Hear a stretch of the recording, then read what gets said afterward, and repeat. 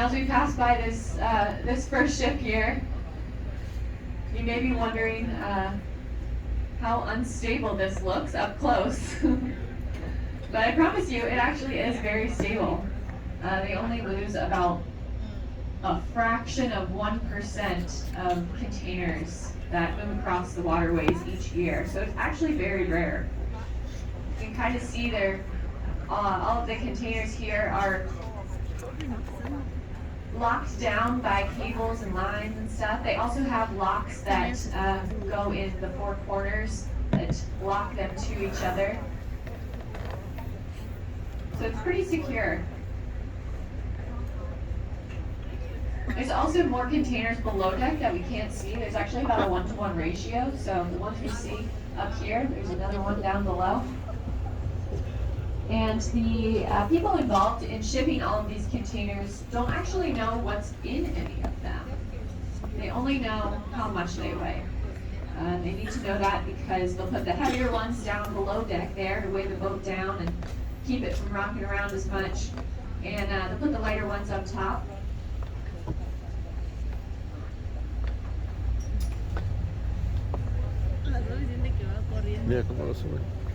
You may also see the crane moving here.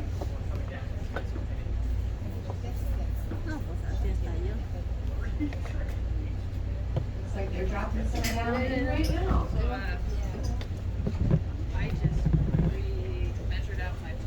Now if you look up to the left-hand side of the boat real quick, this is my favorite view of Seattle with the colorful containers and the cranes and the Space Needle, and the whole skyline. And they can't fight you about it.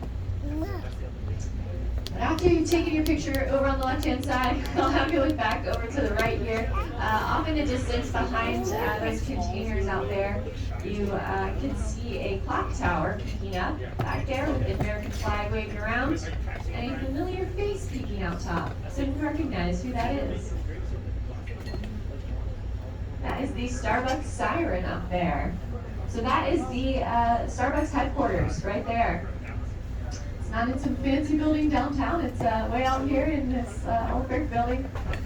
If you didn't know, Starbucks rather, was started here in Seattle in 1971. They actually started out as a coffee roastery, so they were just roasting the beans and sending them off. They started a Pike Place Market, and that's why they're the only chain that's allowed to be in there. And they continued with their roastery business for about 10 years until Howard Schultz joined the team. It was right after he visited Italy and really enjoyed the Italian cafes that he visited and just the whole feel of it. So he thought, well, we should start making this coffee. We'll make these espresso style drinks and we'll name them Italian words based on their size. So that's what they did, and it was clearly a successful decision. Starbucks is huge now, and I also don't know a single coffee shop that doesn't sell espresso style drinks.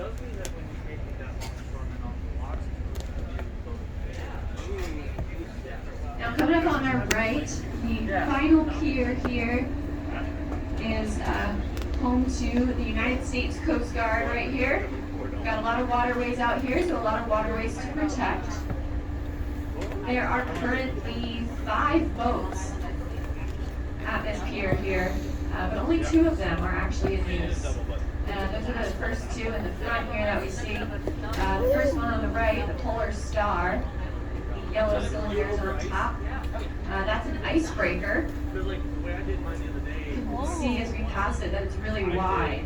It actually can break through over 7 feet of ice. Now just behind it is an identical boat, but it is decommissioned and just used for spare parts for the Polar Star now. The 2 white boats in the back there that look really sharp and pointy, those are cutters. And they are painted all white right now, the ones in the back are, not because they're trying to be stealthy or anything, but because we are actually selling these off back to the Sri Lankan Coast Guard.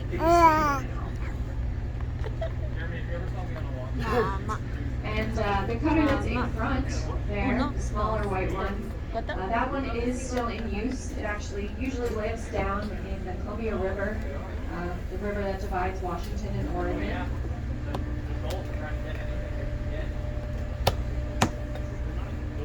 He's hanging out up here, helping us out a little bit.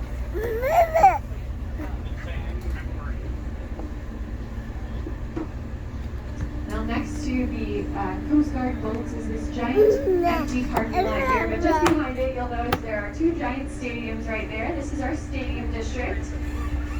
That's right, you only need two stadiums to be a stadium district here. Now the first one is off to the right there. It's dark gray with a bunch of X's on top. That is T-Mobile Park. That is our baseball field, home of our Mariners. You can actually see the jumbo screen on right now a little bit. And if you look closely, you can actually see through the side of it a little bit there and see the trees in the back. That's because it's got this fancy retractable roof. It's actually not attached to the stadium at all. It moves overhead and covers up the field when it's a little rainy out.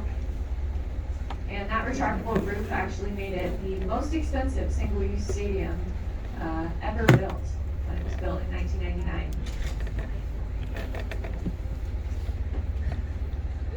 Now our next stadium here has got the two giant white arches on top.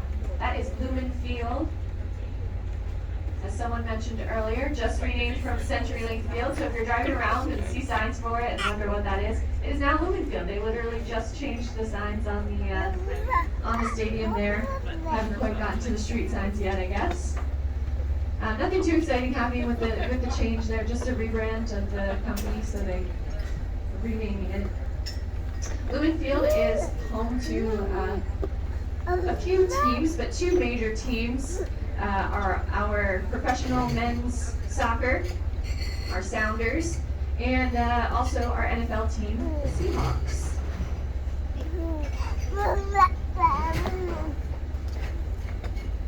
Now, Lumen Field doesn't have a fancy retractable roof like T-Mobile Park does, but it does have an interestingly built ceiling. If you look at it from a side angle, not from the water, you'll notice that it is kind of like a clamshell. And they did that basically to funnel sound from the stands directly down to the field. Gives us a home team advantage and also lets the players know how excited the fans are, which is pretty cool. But actually an unintended consequence of building a stadium like this is that when the fans got really, really rowdy like they did in 2011, Marshawn Lynch was running a 67-yard touchdown, and the fans got so crazy loud that they actually had detected an earthquake within center here at Lumen Field. It's a 1.9 magnitude earthquake. So pretty crazy. The University of Washington was the one who detected that, and after they turned off all the alarm bells and realized it wasn't the big one happening, they actually planted 7 seismographs around the stadium to be able to track the seismic activity from these events. So pretty cool. Now as we're approaching our Skyline again here, I want to point out just a couple more buildings here. The first one is this medium height white beige building with kind of a pyramid on top there. That is Smith Tower there, and at the time it was built in 1914. It was actually the tallest building west of the Mississippi River.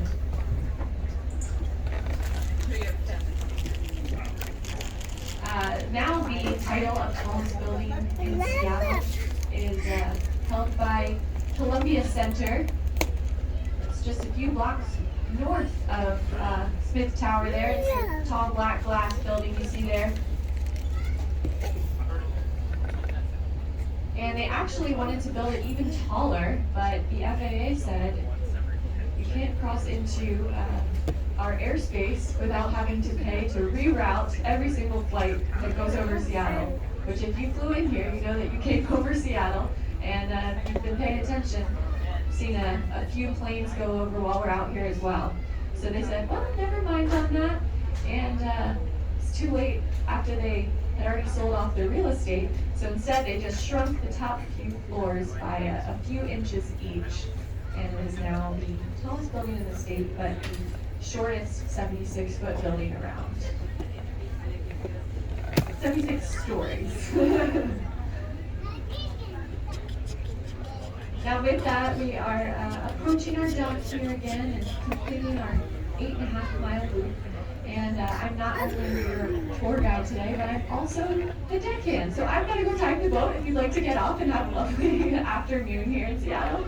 But you've been awesome. Thank you so much for being a great crowd and coming out today. I'll be on the gate ramp, so say hi. Thanks, Kara. Kara again will be at the ramp as you get off the boat. If you have any questions or comments, she's also a great resource for things to do here along the waterfront. Certainly a trip around the harbor is made better by her knowledge and narration, so be sure and thank her as you go off the boat. And this time we have closed the forward stairwell, so to exit the top two decks, you will need to go to the stern. That's the back of the boat. Second deck to first deck, the stairs are on the starboard side, and then we'll be exiting off the starboard side on the main deck. Appreciate your cooperation. We could use restrooms on the way out, heads as we call them. We have 6 of them on the first deck, and that's probably the best